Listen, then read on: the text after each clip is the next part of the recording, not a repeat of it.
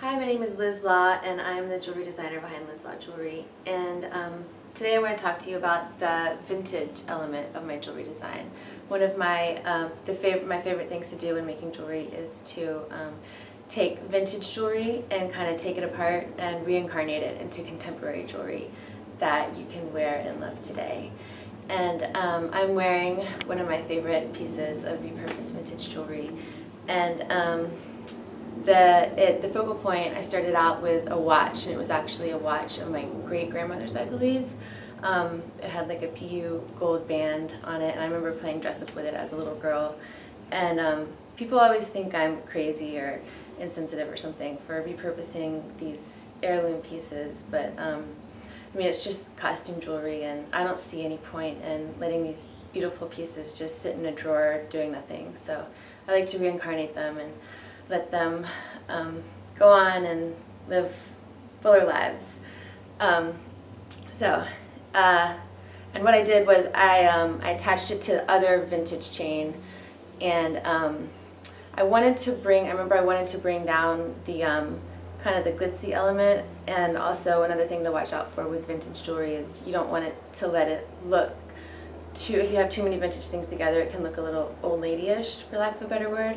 So I'm always pretty conscious about bringing down the old lady factor. Not that there's anything wrong with old ladies, it's just not the look I'm going for at this point. So I put brown suede to kind of add an earthy element right here, and then I had to balance out the weight of this circle, and these are vintage cameos from a belt of my my other grandmother.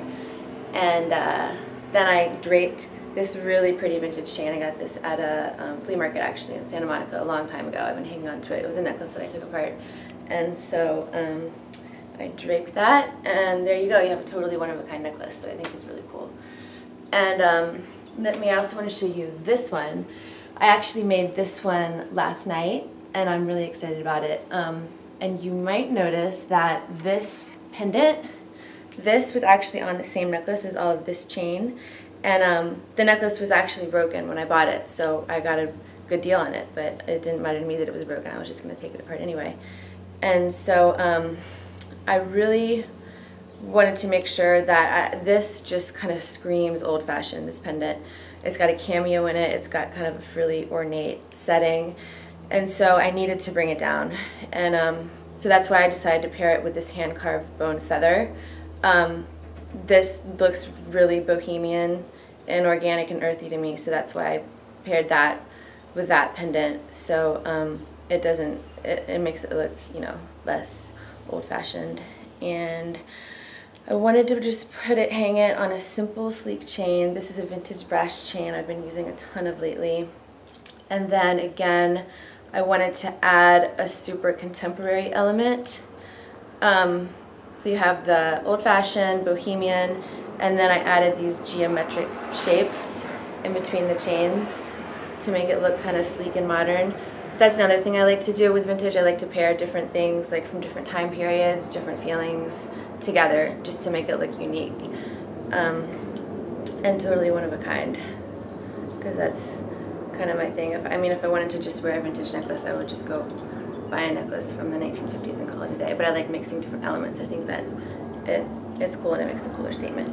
So let me put this on, and it kind of goes actually with this other one I'm already wearing. I love layering jewelry. That's the fun of it. So and then another necklace I made last night. You can see it's kind of you know, a similar silhouette as this one, so I guess I was in that headspace last night. And I started out with, I wanted to use this cat pendant, and this was something of my grandmother's. Again, I was lucky enough to inherit a bunch of cool costume jewelry from each of my grandmothers, and I was dying to use this. I thought it was so cool, and it was actually a brooch. And you can see that I removed the pin part, and it was kind of tricky figuring out how to attach everything to it, but I added that ring right there, and then I wire wrapped, and then I put another ring right there to attach this other vintage pendant that I have. I have a bottomless stash of vintage. kind of embarrassing, but it makes designing so fun because whenever I have a thought, I probably have it somewhere in my stash. And so anyway, I attached this vintage pendant to this, which was formerly a brooch, because I thought it needed a little something. I wasn't quite sure what to do with this cat at first. At first I was thinking I'd make it a short, chunky necklace, but I thought that would be too hard to wear. It probably would have ended up being really fancy and not very wearable, and it might have looked a little old lady-ish. So I decided to kind of tone it down and make it a long necklace. So I added this vintage pendant to it, and then for me this chain was just the obvious choice to pair it with. Matches the color. I love how it's super simple and sleek, and I feel like the thickness of it, the weight, pairs well with this heavy pendant down here. So I think this one might be my favorite. So cool. And then let's move on to the earrings. These are all made from vintage lucite. It's just vintage lucite components that I've wire wrapped together, and I added a little pop of Swarovski crystal in there. These are so fun. I could wear them with this outfit, or I could wear them with like a evening gown if I wanted. And you get that kind of glamorous look, but without the glamorous price, and they're also super lightweight. So they come in green and brown and blue, and I also had them in red, but I sold out of that, and since they're vintage I can't get any more red.